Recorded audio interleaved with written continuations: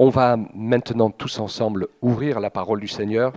C'est incroyable comment le Seigneur conduit les choses par son esprit. Dans nos prières et de louanges de ce matin, je me suis demandé si j'allais pouvoir prêcher. Finalement, mais on va faire, je ne cesse de vous répéter les mêmes choses, car cela est salutaire pour vous. J'avais vraiment à cœur de partager sur le fondement de notre relation avec Jésus, qui est bien sûr l'amour. Et donc on va parler de ces choses ensemble, avec ce texte de Matthieu 22, que Jésus partageait avec un homme religieux qui est venu le voir, lui demander quel était le plus grand commandement. Et donc bien sûr, il va lui répondre, et Maître, quel est le grand commandement de la loi? Et Jésus lui répondit, tu aimeras le Seigneur, ton Dieu, de tout ton cœur, de toute ton âme, de toute ta pensée. C'est le premier commandement. Et voici le second, qui lui est semblable. Tu aimeras ton prochain comme toi-même. De ces deux commandements dépendent toute la loi et les prophètes. Amen. Alors je voudrais qu'on puisse planter le décor tous ensemble, tel que le Seigneur nous l'annonce ici dans sa parole, pour qu'on puisse bien comprendre que quels que soient les événements que l'on rencontre, quels que soient les services qu'on fait pour soi, pour Dieu ou pour les autres, quel que soit tout ce qui peut remplir notre vie d'une manière ou d'une autre, toutes ces choses n'ont qu'un seul but, c'est de nous apprendre à vivre une vraie relation d'amour avec Dieu et les uns avec les autres. C'est super important de se le rappeler, parce que sinon on peut tomber dans la religiosité et dans les œuvres. On fait beaucoup d'œuvres, et même nous les chrétiens, beaucoup de services pour Dieu. Mais je veux rappeler ici que s'il le voulait, Dieu n'a pas besoin de nous. Est-ce que vous savez le nombre de personnes que le Saint-Esprit a converties tout seul, sans quelqu'un?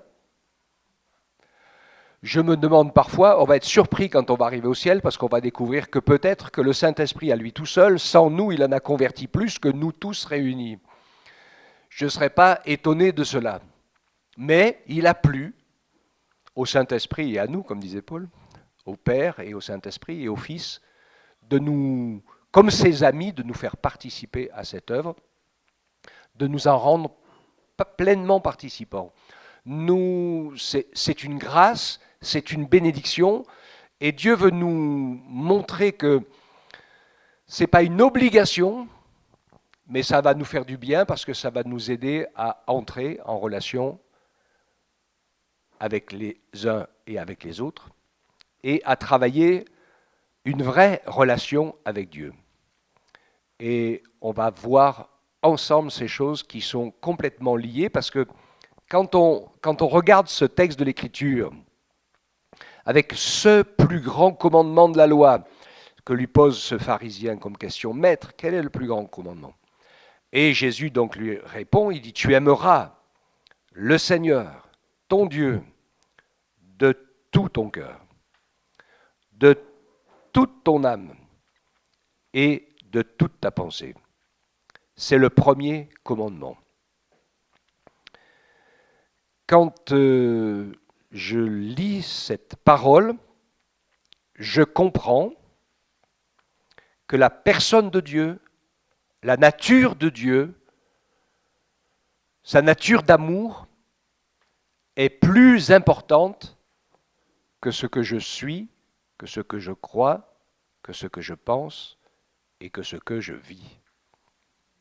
Et on va y arriver tranquillement tous ensemble. De tout notre cœur, bien sûr qu'il doit être le centre. Nous, par nature, nous sommes des hommes et des femmes pécheurs, nous sommes habitués à satisfaire nos besoins et nos envies. Et sans qu'on s'en rende compte, la plupart du temps, c'est notre corps qui commande dans nos besoins et dans nos envies. Ce qui fait que, bien sûr, on le voit bien, les hommes et les femmes sans Dieu se retrouvent rapidement dépendants de toutes sortes de dépendances ou de passions, parce qu'au début, pour satisfaire les plaisirs de la chair, ça procure un peu de plaisir ou de détente, suivant quel est le produit ou quelle est l'action que l'on fait. Mais le résultat, on le sait, c'est que le corps qui est défaillant et pécheur s'habitue très vite, trop vite, à toutes ces choses, ces substances étrangères ou ces comportements anormaux et nous en rend dépendants.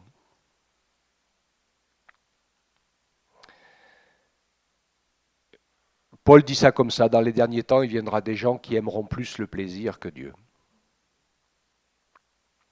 Et donc, on va voir que nous, en devenant chrétiens, il y a une première étape qu'on franchit, c'est qu'on apprend à aimer plus la vérité que tout le reste. Et je vais vous montrer que ce n'est pas suffisant. Dans ce premier commandement, donc de tout notre cœur, on voit Jésus qui le démontre dans la tentation dans le désert. Et on s'aperçoit que lui qui était au bout du rouleau physiquement, après 40 jours de jeûne, se retrouve dans quelque chose de, je vais dire à ce moment-là, c'est ce que je dis quand on fait l'étude biblique ensemble, il se retrouve dans un moment indispensable, parce que là maintenant il va falloir manger, sinon c'est la mort qui va bientôt arriver. On parlait de ça vendredi soir. Et donc on n'est plus dans l'envie, le désir, ou l'estomac qui fait glou-glou, parce que là, tout commence à s'arrêter de fonctionner, ça devient grave et ça devient dangereux. C'est quelque chose de vital.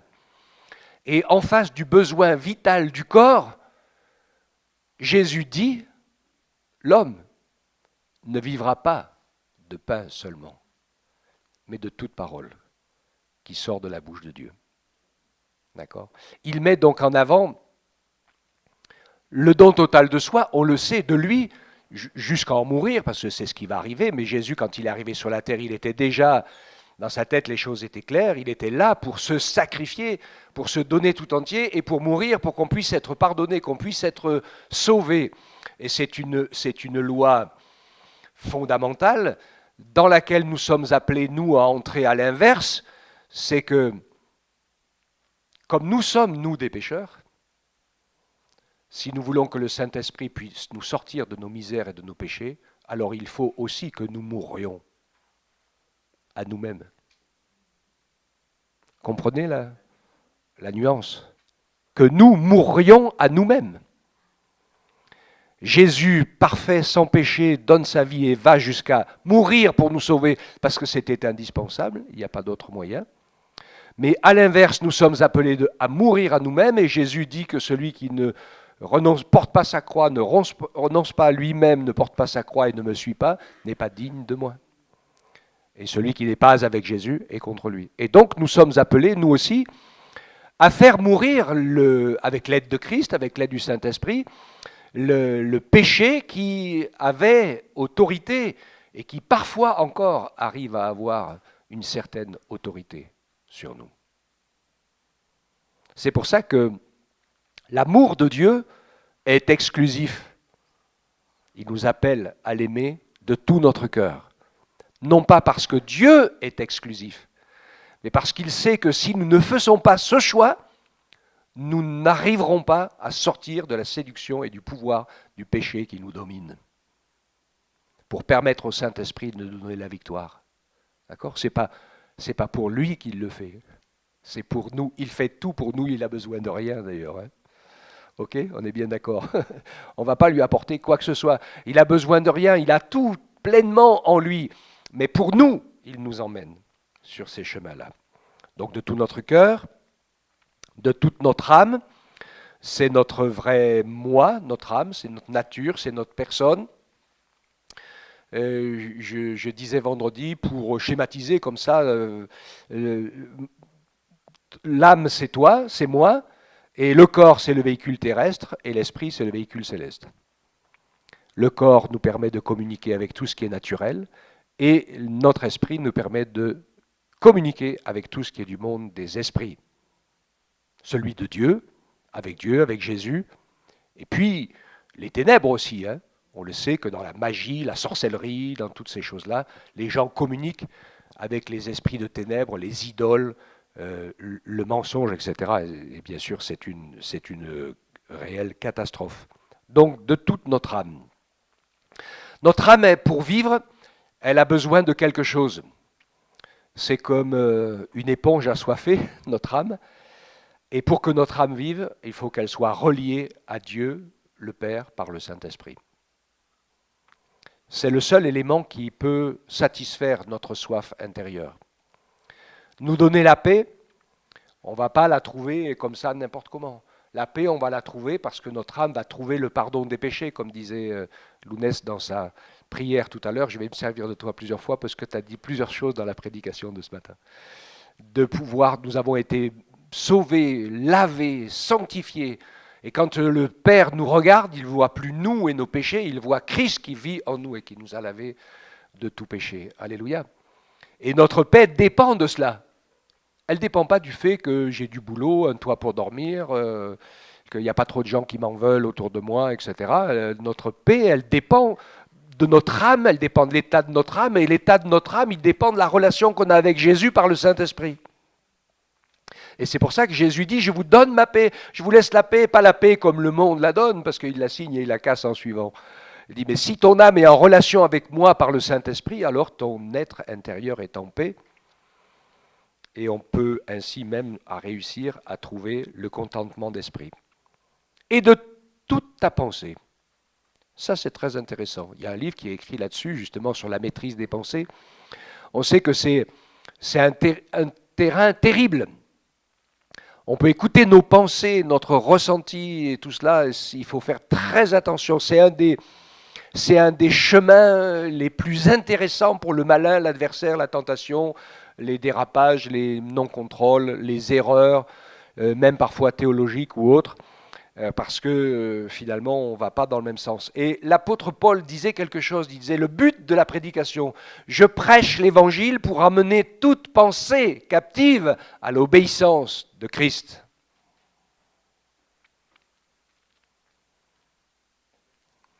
Ce qui fait que pour entrer dans cet amour de Dieu, avec toute notre pensée, ça va nous emmener, et j'y reviendrai sur la fin du message, à notre consécration de notre personne à la personne de Jésus, à la personne de Dieu. Et c'est bien sûr à cela que nous sommes appelés, à nous donner tout entier. Donc ça, c'est un élément qui est une réalité au-delà des mots. Et je voudrais le dire, cette réalité au-delà des mots qui est la vie que Dieu nous donne. Dieu ne nous dit pas 50 ou 80 fois par minute qu'il fait battre notre cœur. Il n'a pas besoin de nous le dire, mais c'est lui qui fait battre notre cœur. Et pourquoi on est vivant ? Eh bien, on est vivant parce que notre cœur bat. Il ne nous dit pas tout le temps, inspirez, expirez, vous vous rappelez ? Il y en a qui se rappellent quand j'ai parlé de la prière d'inspiration et d'expiration. Vous essayerez de retrouver ce message. Il y avait des choses très importantes, qui est la respiration, bien sûr, de notre âme, la respiration de notre relation avec Dieu. Cette relation, quand je dis la prière, de cette relation d'adoration, c'est bien sûr le plus important, et qui nous permet de pouvoir, comme il le dit, prier sans cesse, qui fait que, je pense que vous êtes d'accord avec moi, on vit avec Jésus, du matin et soir, nuit et jour. On se lève avec lui, on se couche avec lui, on respire avec lui. D'accord ? Et c'est une réalité. J'ai pris le cœur qui bat et j'ai pris la respiration parce que ce sont deux éléments vitaux qui ne font pas forcément tant de bruit que ça, dont on n'est pas obligé de parler, mais qui fait en sorte que nous restons vivants ou que nous devenons vivants quand le souffle entre en nous. Ok ? C'est ce que je veux laisser dans votre esprit, c'est le message fondamental de l'amour et de la relation avec Dieu qui est plus grande que les mots, plus grande que la théorie, plus grande que la connaissance et plus grande que la théologie, c'est une relation, un échange, souvent silencieux, de notre âme et de notre esprit avec la personne de Jésus par le Saint-Esprit. Ça a un nom, ça s'appelle l'amour, parce que ça fonctionne dans les deux sens. Et il faut que nous soyons attentifs à cela, parce que souvent, pour beaucoup de croyants, ils ne connaissent pas cet amour, et en fait, leur piété, c'est juste la piété de la sangsue. Donne, donne, donne, donne. Mais eux, ils ne donnent rien en échange. Ou un petit vœu de ceci, ou un petit vœu de cela, mais Jésus ne veut pas qu'on lui fasse des vœux spécialement. Il veut qu'on se donne tout entier à lui. Alléluia. Donc c'est le premier, le plus grand commandement. Et Jésus qui rajoute tout de suite en suivant, et voici le second, qui lui est semblable. Oh. Tu aimeras ton prochain comme toi-même. Ce qui bloque souvent dans la relation, qui peut créer des soucis, qui peut créer des problèmes, et qui a créé des problèmes avec les responsables, quand on n'a pas compris en fait que si on veut aimer notre prochain comme on s'aime soi-même, on doit apprendre à connaître notre prochain, à l'aimer, à le respecter, et pas lui imposer notre manière de faire, notre manière de voir, notre point de vue, notre manière de diriger, d'une manière despotique. Ça, c'est inacceptable pour des dirigeants et bien sûr des responsables, surtout dans l'œuvre de Dieu. L'objectif des responsables dans l'œuvre de Dieu, c'est de permettre à chacun de découvrir son potentiel et de se mettre aussi à se donner lui-même ou elle-même pour aider les autres à eux-mêmes découvrir ce qui est leur appel et leur secret et les aider, etc., comme une chaîne qui fonctionne, qui fait où finalement, eh bien, on va s'intéresser à l'autre et on va essayer de l'aimer comme on s'aime soi-même. Pour ça, il n'y a qu'une seule solution. Il faut mettre l'autre devant.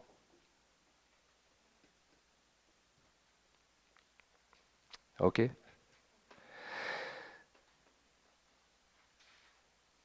Il y a des choses qui sont indispensables à connaître et à comprendre dans les relations humaines, et tant qu'on n'est pas, quand on les apprend pas, qu'on les découvre pas, ça ne marche pas.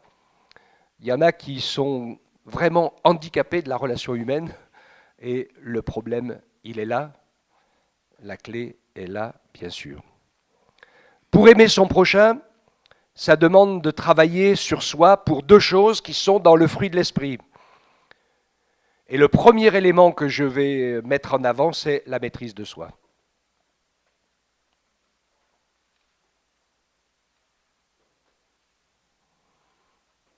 D'abord tais-toi, et puis écoute.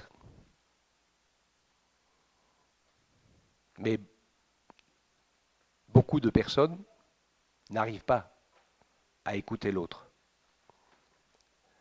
Et surtout ceux qui sont un peu dirigeants et leaders. En général, c'est compliqué. Parce qu'on est plein d'idées. Et quand quelqu'un nous parle de son problème, moi j'ai tendance à faire ça aussi, hein, je me mets le premier dans le lot. Hein, mais j'essaye d'y faire attention. J'essaye d'y faire attention le plus possible. Quand quelqu'un me parle de quelque chose qu'il vit, j'ai tendance facilement à dire, moi je, ai aussi vécu les mêmes choses. Ça lui fait une belle jambe. D'accord ? Parce que ça lui permet pas de faire sortir ce qui avait peut-être besoin de sortir, parce que si c'était là en train d'être dit à ce moment-là, c'est qu'il y avait sûrement une bénédiction, et nous, on l'a coupé. La maîtrise de soi.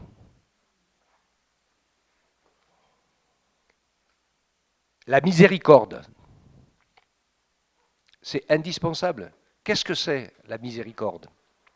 Alors un jour, on a demandé à une petite fille à l'école du dimanche. C'est compliqué ça. Hein. On dit, qu'est-ce que c'est la miséricorde? Il dit, c'est pas difficile, c'est l'homme qui est dans la misère et Dieu lui a acheté une corde. C'est tout à fait ça. C'est vraiment sympa. La miséricorde, c'est de savoir que Dieu aime même quelqu'un qui est tombé. D'ailleurs, je vais vous dire une petite confidence. Je me demande si Dieu, finalement, au bout d'un moment, il finit pas par aimer mieux les gens qui sont tombés. Parce que quand ils se repentent et qu'ils demandent pardon, il peut les guérir, il peut les laver, il peut les sauver. Jésus va chercher la brebis perdue et il laisse les 99 autres, propres justes, qui n'ont pas besoin de tout ça. Vous me suivez là? Parce que Jésus ne peut sauver que des gens perdus, pas des gens parfaits. Donc la miséricorde, c'est que on sait que même quelqu'un qui est bas tombé, eh bien on va l'accepter, l'aider, essayer de la relever ou de le relever. Et c'est notre défi aussi, nous, dans l'Église, de prendre soin des petits, de ceux qu'on considère comme peut-être plus petits, et de les aider à devenir eux-mêmes. Et puis, le troisième élément qui est indispensable pour l'amour de son prochain, c'est la compassion. C'est d'être capable de se mettre à sa place. Et si c'était moi? Parce que ça m'arrive, hein, ça vous arrive aussi de juger certaines personnes en disant « Oui, pourquoi il a fait ci, pourquoi il a fait ça, il est tombé dans la misère, c'est bien fait pour lui. » Et si c'était toi qui étais à sa place. Demandez à Florence, on rencontre dans certains endroits des gens qui ont vécu des drames et qui ont accompli des drames. Pas tous, mais nombreux sont ceux qui ont juste fait que d'accomplir ce qu'on leur avait fait quand ils étaient petits. Et ils sont nombreux, ceux-là. Donc c'est facile de juger, mais la compassion. Et bien sûr que Jésus en avait.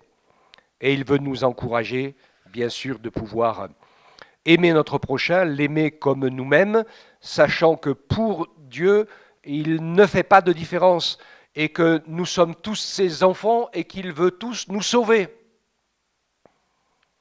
Il voudrait, il pourrait tous nous sauver.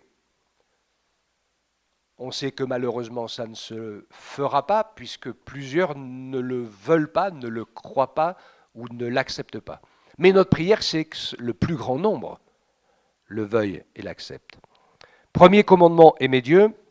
Deuxième commandement qui en est la vérification, aimer son prochain.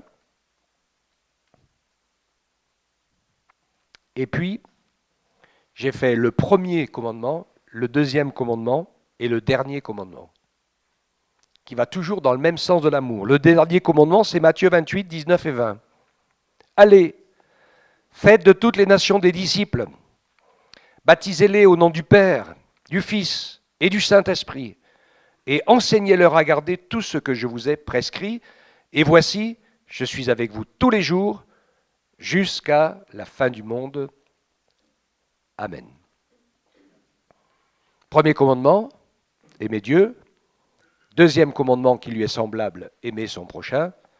Et dernier commandement, aller chercher les perdus pour faire son possible pour qu'ils deviennent, non pas des croyants, mais des disciples de Jésus. Il y a une grande différence, hein, parce que des croyants, il y en a plein la terre. Il y a peu de gens qui ne croient pas. Hein. C'est une minorité minoritaire. Mais des disciples de Jésus, c'est une autre chose. C'est quoi un disciple de Jésus? C'est quelqu'un qui croit en lui, qui le suit et qui change sa vie pour lui ressembler. Avec l'aide de Dieu, qui va l'aider à changer sa vie, etc. L'objectif, hein, des fois, c'est pas des fois, c'est toujours, il faut toute une vie pour réussir à le ressembler. Mais l'idée quand même, c'est qu'on y avance étape par étape. Jésus nous y encourage fortement. Il dit, celui qui n'assemble pas avec moi disperse. Celui qui n'est pas avec moi est contre moi.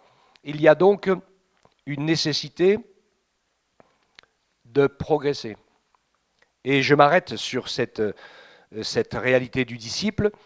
Une autre chose qui a son importance et qui doit être notre caractéristique, c'est d'être toujours prêt pour aller chercher quelqu'un qui est perdu. Et nous, finalement, nous avons souvent une vie chrétienne qui est ecclésio-ecclésiale. Si, c'est un peu bizarre ce que je vous dis, hein, mais ceux qui ont de l'ancienneté, ils comprennent. C'est-à-dire que tout tourne autour de l'Église, qui souvent est assez coupé des relations avec le monde, on n'a rien à voir avec l'extérieur, etc., etc. Alors que la place première d'un sauvé, c'est d'aller chercher un perdu. Donc, souvent, c'est pour ça que je dis ecclésio-église, parce que finalement, c'est comme ceux qui prient pour que la réunion de prière se passe bien. Et j'entends ça souvent. Moi, j'ai un problème avec ça. Il y a deux choses qui se montent dessus. On n'a pas besoin de prier pour la réunion de prière. C'est à la réunion de prière qu'on prie. Enfin, quand je dis ça, vous allez comprendre que c'est pour ça que je parle des choses ecclésio-église, c'est que des fois, on a des comportements, des attitudes ou des prières qui se marchent sur les pieds et qui en fait ne sont pas en lien avec la réalité extérieure, la réalité du terrain, la réalité des vies, la réalité des cœurs et la réalité des perdus. C'est hors réalité. On veut avoir, il y en a qui recherchent des grandes et des puissantes visitations du Saint-Esprit. Allons chercher les perdus. Nous aurons des grandes et puissantes manifestations du Saint-Esprit. Parce que Jésus a toujours guéri un malade perdu, il a toujours touché le cœur de quelqu'un qui est perdu et qui crie à lui bien sûr. Et vous voulez voir des miracles? Parlez de Jésus à des gens qui ne le connaissent pas. Parce que c'est sûr que là, à un moment ou à un autre, vous finirez par en voir. C'est certain. Et nous, parfois, on ne prie et on ne vise que les miracles et les visitations du Saint-Esprit au milieu de nous. Donc, on tourne en rond, au milieu de nous-mêmes. Alors qu'on devrait être tous dos à dos, se tenant les mains les uns les autres et les regards tournés vers le monde perdu, pour être sel de la terre et lumière du monde. Et manifester, bien sûr, l'amour de Dieu. Vous vous rappelez ce que disait Manu du Topsé? Parce que c'est une réalité vraie, et sur laquelle je vais réinsister encore, c'est que aimer, ça dépend comment, ça dépend jusqu'où, et ça dépend quoi. Et Dieu permet, parce qu'il y a des fois des gens qui sont en colère parce qu'ils pensent qu'on ne les aime pas, mais Dieu permet parfois des épreuves pour nous montrer qu'on croit aimer, mais qu'on ne sait pas. C'est de l'amour humain, ce n'est pas de l'amour divin. Et il va casser tout ce qu'on s'est construit avec notre propre personne, mais qui ne tient pas. Ça ne tient pas devant l'épreuve. Est-ce qu'il y en a qui reçoivent de temps en temps le journal de La Porte Ouverte, le magazine où il parle de l'Église persécutée? Vous le recevez, hein? Vous vous rappelez de cet article d'Ibrahim? C'est un pseudonyme, hein, en Syrie. Je voulais vous le lire, parce qu'il y a quelque chose d'impressionnant. Exceptionnellement, suite au tremblement de terre en Turquie et en Syrie, nous vous partageons un édito en provenance du terrain. Voici ce qu'Ibrahim, c'est son pseudo, hein, un de nos partenaires en Syrie, avait à cœur de transmettre aux frères et sœurs dans l'épreuve. Plutôt qu'un cours de doctrine sur la bonté de Dieu, je vous parlerai de cœur à cœur. Ces derniers jours, j'ai été envahi de colère, de tristesse et de désespoir. Tout ce que je pensais connaître de la providence divine a été ébranlé. Certains disent que ce tremblement de terre est le dernier clou qui ferme le cercueil de l'Église en Syrie. Mais j'aimerais vous partager un passage des Écritures. Et Jacob, leur père, leur dit, « Vous m'avez privé d'enfants, Joseph n'est plus, et Siméon n'est plus, et vous voulez prendre Benjamin? Toutes ces choses sont contre moi. Ce cri, c'est celui des chrétiens du Moyen-Orient. Pour être honnête, nous avons l'impression que chaque événement se ligue contre nous, extrémisme islamique, menaces terroristes, crise économique et maintenant un séisme. La Bible nous dit que tout concourt à notre bien, mais comme Jacob, nous ne voyons rien de bien dans ce qui nous arrive. Or, à y regarder de plus près, chaque affirmation de Jacob s'avère fausse. Joseph et Siméon étaient toujours vivants. Ces choses n'étaient pas contre Jacob, mais pour lui, comme l'expliquera Joseph, mais Dieu m'a envoyé devant vous pour vous faire subsister sur la terre et vous faire vivre par une grande délivrance. Jacob avait tort. Tout est arrivé dans le dessein de bénir. Et nous nous trompons autant que lui. Un jour, nous comprendrons que toutes ces choses ne sont pas arrivées contre nous, mais pour nous. Je veux comprendre le plan ultime de Dieu pour l'Église dans ce pays. Car je suis tout aussi aveuglé par les circonstances que l'était Jacob. Mais je crois que le Dieu qui l'a béni nous bénira aussi. Et pendant des années, dans notre pays, l'Église était paralysée et nous ne voyions aucun fruit auprès de nos voisins musulmans. Depuis l'arrivée de l'État islamique, des milliers de Syriens se sont convertis. Nous rendons compte que l'État islamique a été plus efficace au sens de l'évangélisation que le n'étaient les églises syriennes. Un jour, tout nous sera révélé et nous comprendrons que toutes ces choses ne sont pas arrivées contre nous, mais pour nous. C'est quelque chose. Hein? Donc, dans cette aventure de la foi, le Seigneur nous invite bien sûr à aller chercher. Après, faites des disciples. Si quelqu'un peut me trouver un mouchoir en papier, merci. Faites des disciples. Dans le mot faites, il y a un élément fondamental. J'ai le nez qui coule. Merci. C'est notre exemple.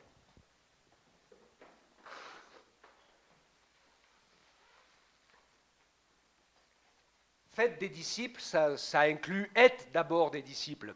Faites-le voir. Vivez-le. Montrez-le. Aimez en toutes circonstances. Soyons capables de nous remettre en question. Parfois, il y en a certains, ils me font penser à cette histoire sur l'autoroute.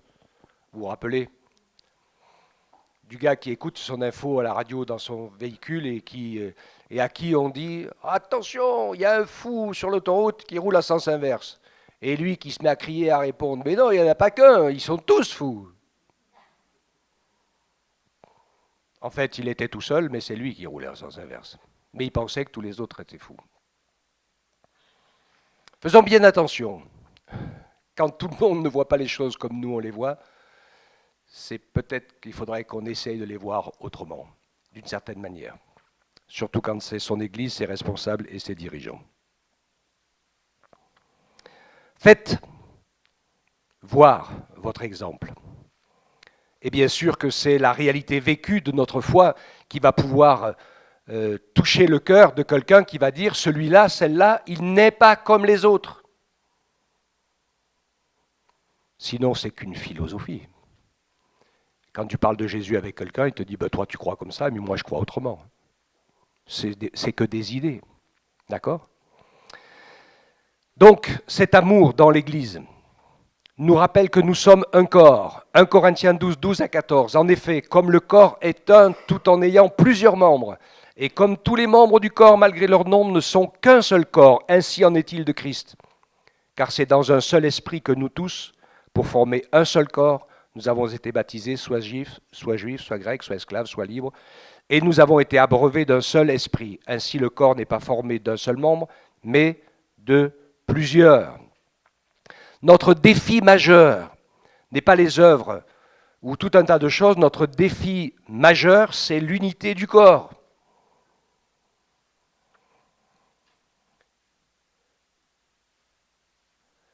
On a toujours tort quand on a raison de vouloir avoir raison à tout prix.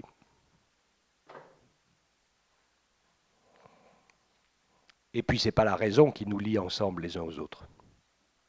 c'est l'amour.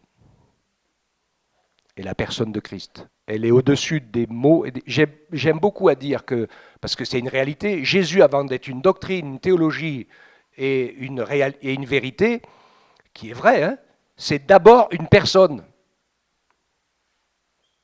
Il est d'abord quelqu'un. Et quand on connaît Jésus, on est en relation avec quelqu'un. Ah, des fois, on est plus ou moins d'accord, mais quand même, on est en relation avec quelqu'un.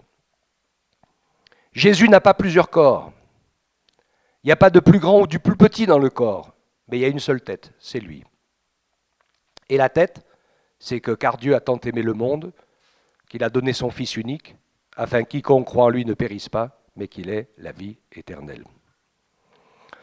Pour un seul corps, et pour prendre soin de son corps, il a donné à l'Église les ministères de la parole, pour enseigner sur ce défi majeur. Éphésiens 4, 11. Il a donné à son Église, les uns comme apôtres, les autres comme prophètes, les autres comme évangélistes, les autres comme pasteurs, docteurs, pour le perfectionnement des saints en vue de l'œuvre du ministère et de l'édification du corps de Christ, jusqu'à ce que nous soyons tous parvenus à l'unité de la foi et à la connaissance du Fils de Dieu, à l'état d'homme fait, à la mesure de la stature parfaite de Christ.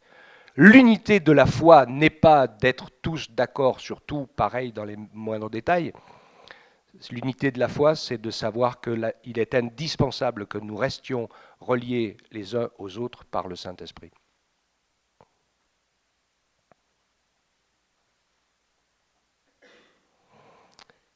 Et la connaissance du Fils de Dieu, bien sûr, qui est cette relation avec lui, qui n'est pas premièrement théologique ou philosophique, mais qui est avec sa personne. C'est une relation avec la personne de Christ et dans l'unité de la foi qui nous fera atteindre la stature parfaite dans un seul corps. Ainsi, nous ne serons plus flottants, emportés à tout vent de doctrine par la tromperie des hommes, leurs ruses, leurs moyens de séduction, mais en professant la vérité dans l'amour, nous croîtrons à tous égards en celui qui est le chef, Christ. Attention à toutes sortes de séductions, d'indépendance, de mensonges. Chaque organe qui est membre dans notre corps reçoit la vie des autres et donne la vie aux autres, chacun avec sa différence. Le foie reçoit le sang, ça lui donne la vie, il le filtre, il le redonne, il nous aide à la digestion. Chaque organe, chaque membre participe autant qu'il reçoit. C'est ce qui fait la vie et l'unité du corps. Si ça ne fonctionne pas comme ça, c'est un cancer. Et s'il y a un cancer, la mort arrive. Jésus dit donc, voici, je suis avec vous tous les jours jusqu'à la fin du monde.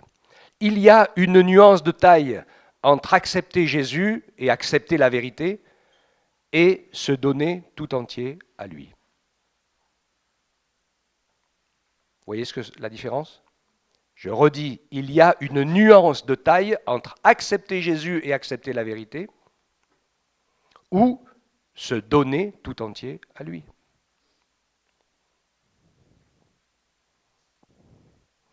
Comme le disait le frère dans sa prière, on ne vit pas une idée. On vit avec Jésus jusqu'à la mort. Pour Étienne, sa vie allait s'arrêter là. Il a accompli ce qu'il avait à accomplir. Il a témoigné à des dizaines et des dizaines de la gloire de Dieu. Il a manifesté la gloire de Dieu. Son témoignage s'est arrêté ici. Et le Seigneur lui a dit, il a été lapidé, rentre à la maison. Voilà. Alléluia. Plus je prends de place, moins je vois Jésus. Plus le moi prend de place, et moins je vois Jésus. Dans notre étude biblique théologique, on a parlé de l'adversaire, l'humalin, ceux qui étaient là, rappelant une clé terrible, c'est qu'il a corrompu sa sagesse par sa beauté. Et en regardant à lui, il s'est vu beau, il s'est vu grand, il s'est vu fort, et en regardant à lui et plus à Dieu, il a fini par se sentir capable de prendre sa place. Quelle folie! Pouvons-nous nous imaginer que quelqu'un réussisse à prendre la place de Dieu? C'est même pas en rêve, parce que tout est sorti de sa bouche et de sa main. Donc si on prend sa place et qu'on l'enlève, tout disparaît. Il n'y a plus rien. Ok?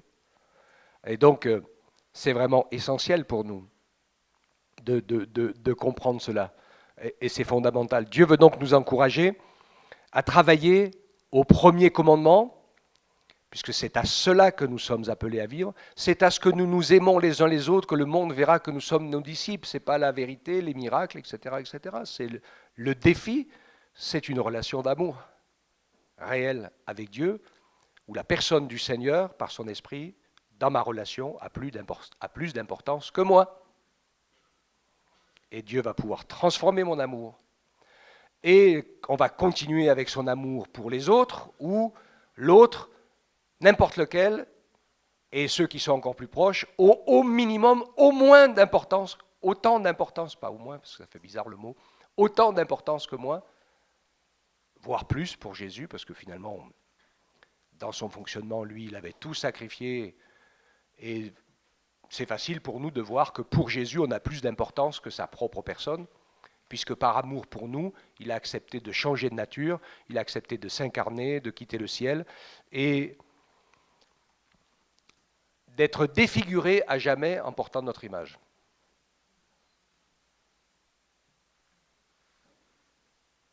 Et pour le reste de l'éternité, il portera l'image de l'humanité, par amour pour nous, pour que nous ne puissions porter l'image du divin.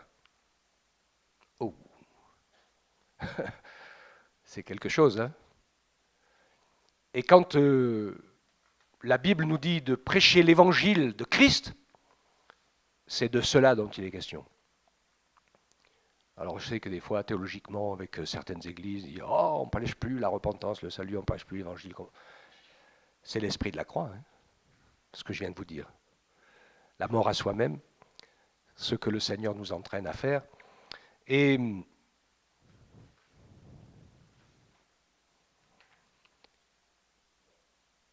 que Dieu nous aide à pouvoir vraiment comprendre ces choses.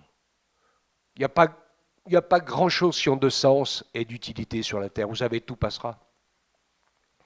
Le bien, ce que tu as dans ta maison, ce qu'on t'a donné, ce qu'on m'a donné, tout ça, toutes les choses. Il y a des gens qui sont accrochés à ça, mais tout ça, ça disparaîtra. Il n'y a qu'une seule chose qui restera marquée, gravée à jamais. C'est l'amour ou pas l'amour. Parce que ça, c'est dans la nature de Dieu ou hors de la nature de Dieu. L'amour de Dieu, pas le nôtre. Parce que nous, des fois, hein, on est des bêtes sauvages. Hein. On fonce comme un taureau dans un mur de béton, et on finira par se fracasser la tête. Mais il n'y a rien qui change. La loi de Dieu, c'est la loi de Dieu. L'amour de Dieu, c'est celui de Dieu, c'est pas le nôtre. C'est comme il veut. Et moi, je meurs, et lui, il vit. Amen. Soyons bénis ensemble. Laissons-nous toucher par ce commandement et rappelons-nous que Dieu ne veut pas justement juste qu'on croit en lui, qu'on compte sur lui, qu'on pense à lui, qu'on l'aime. Ce que le Seigneur attend pour réussir à nous bénir pleinement, c'est qu'on se donne tout entier à lui. Amen. Seigneur, merci pour ce que tu as fait, puisque tu t'es donné toi-même le premier, tout entier, à nous, pour nous sauver. Quelle grâce incroyable! Et ton Père a pu te ressusciter victorieux des morts. On te bénit pour cela. Et nous savons que tu nous appelles nous aussi à t'ouvrir grand notre cœur, à nous donner tout entier à toi. Même si nous avons l'impression de perdre, même si nous avons l'impression d'en mourir, même s'il y a des choses qu'on a l'impression qu'on les aura plus ou qu'on les aura pas. Seigneur, dans ta grâce incroyable, nous savons que celui qui veut sauver sa vie la perd, mais celui qui perd sa vie à cause de moi, dit Jésus, il va la sauver, la retrouver. Toi, tu vas pouvoir nous donner, non pas des choses périssables de cette terre que nous te réclamons, mais tu vas nous donner des choses qui sont empreintes d'éternité. Une force, une paix, une joie, un esprit d'amour, un esprit de vie, de consécration, du sacrifice pour l'autre. Merci pour tes bienfaits, Seigneur. Transforme notre cœur, nos idées, nos pensées, et rends-nous conformes à tes desseins, pour que nous puissions te permettre de faire ton œuvre et d'accomplir tes desseins au travers de chacune de nos vies. Nous te bénissons pour tout cela, Seigneur. Ensemble, nous te bénissons. Dans le nom de Jésus, notre Père. Amen. Amen.